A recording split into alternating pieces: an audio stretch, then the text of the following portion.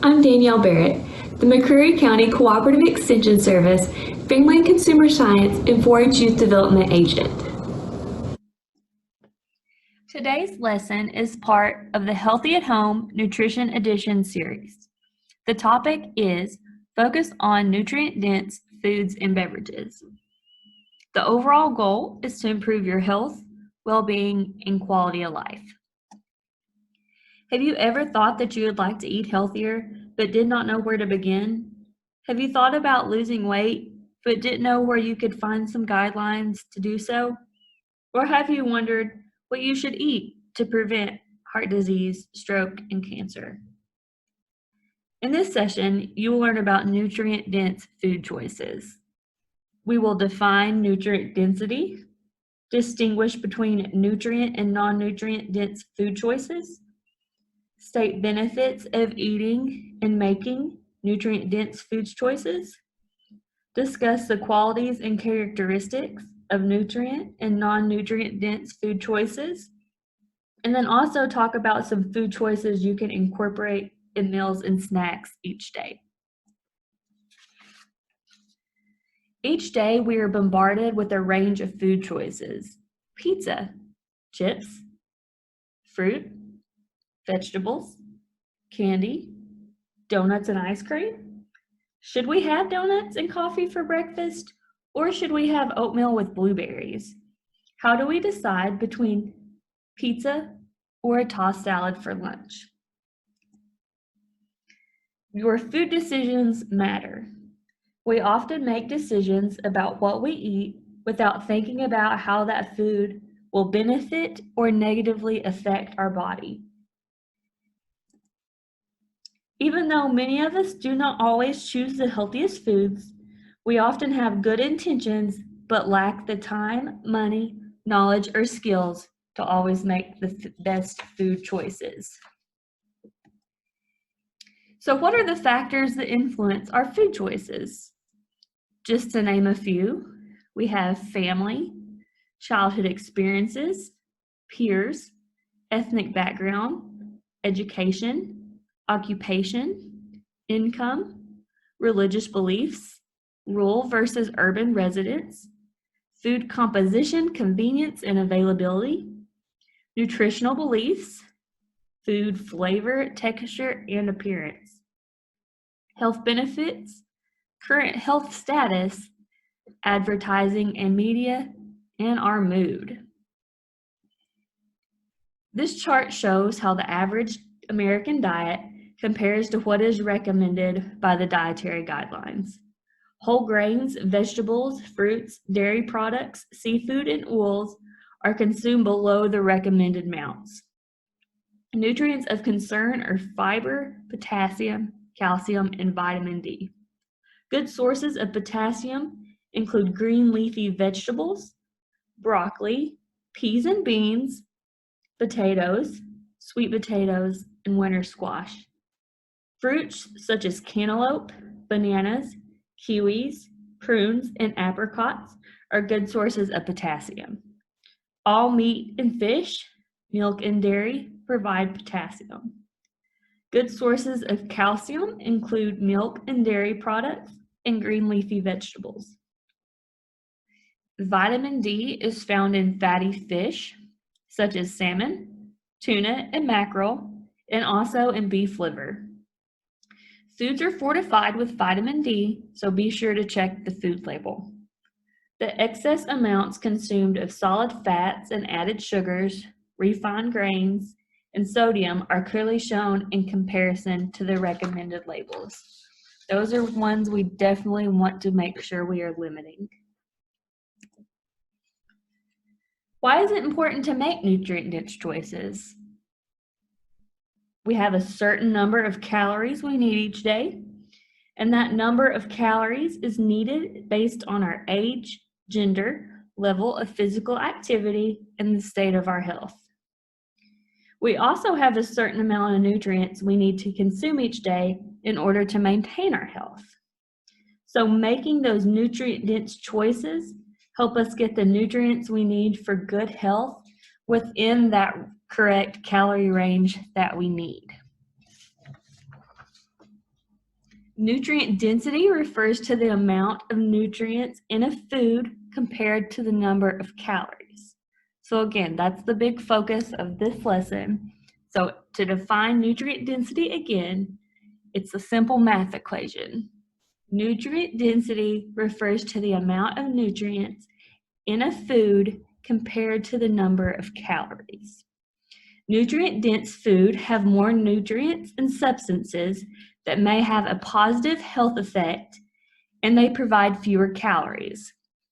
Less nutrient-dense foods contain a large portion of calories from fat, sugar, or refined grains, and they have fewer vitamins, minerals, and proteins. Nutrient-dense foods have little added solid fats, such as butter, margarine, shortening, or lard, little added sugar, little added refined starch, such as in white bread, little added sodium from salt and preservatives, small amounts of solid fat naturally present in the food, naturally occurring components such as fiber are still present in the food. So what are some examples of nutrient-dense foods? I just mentioned whole grains, so whole grain products, fruits, vegetables, fat-free or low-fat milk, orange juice, and lean meats. On the other hand, what are some non-nutrient dense foods? Candy, pastries, chips, bacon, sugar-sweetened beverages. So I do want to make a plug here. That's not to say you can't ever eat these things. Anyone who's sat through one of my nutrition lessons know I am all about moderation, and these are some items that we definitely need to make sure we are consuming in moderation.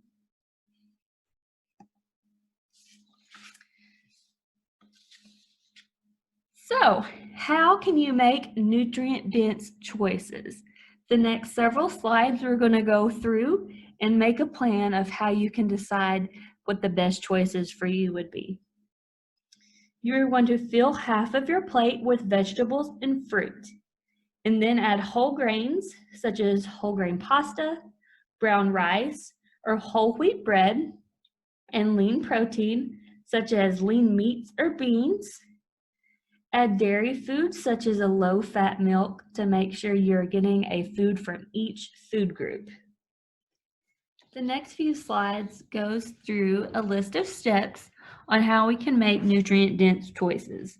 So number 1, choose more of the following foods: fruits and vegetables, whole grains, fat-free or low-fat dairy, seafood, lean meats, poultry, eggs, beans, peas, nuts, and seeds. Whole grains contain the bran, germ, and the endosperm of the grain. Examples include whole wheat flour, oatmeal, bulgur, whole cornmeal, and brown rice. Research shows that eating 3 or more servings of whole grain a day may lower your risk of cancer by 20%. Whole grains help reduce cholesterol and may even lower your risk for heart disease, obesity, and type 2 diabetes. It also helps the bowel to function properly by reducing constipation and a disease called diverticulitis. Step number 2, prepare more meals at home.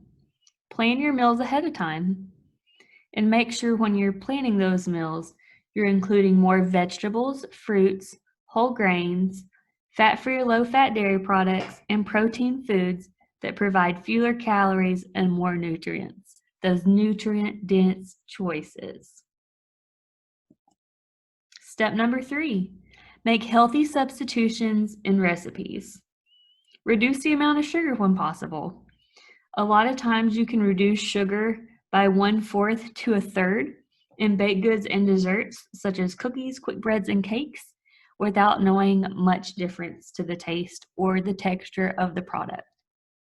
Cook with and use healthy oils, such as olive, canola, corn or safflowers instead of butter, shortening, or lard.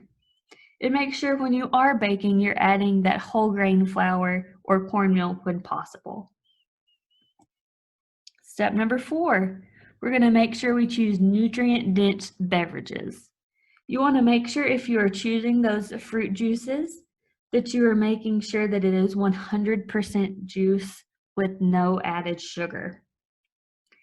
And we want to limit those juices to 6 ounces a day. It's better to choose those fresh fruits and vegetables instead of the juices because you lose the fiber when you drink the juice versus eating the produce. And we should make water our number 1 drink of choice.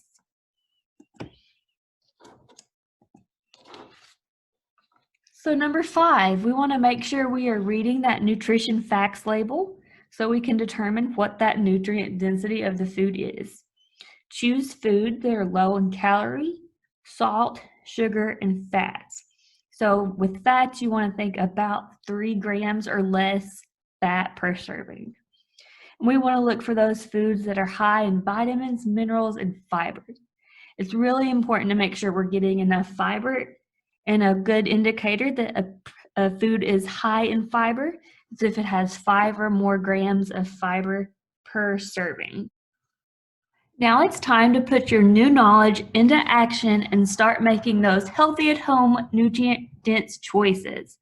As always, McCreary County Extension is here for you. We are only a phone call or an email away, so don't hesitate to reach out to us. Stay healthy, McCreary County.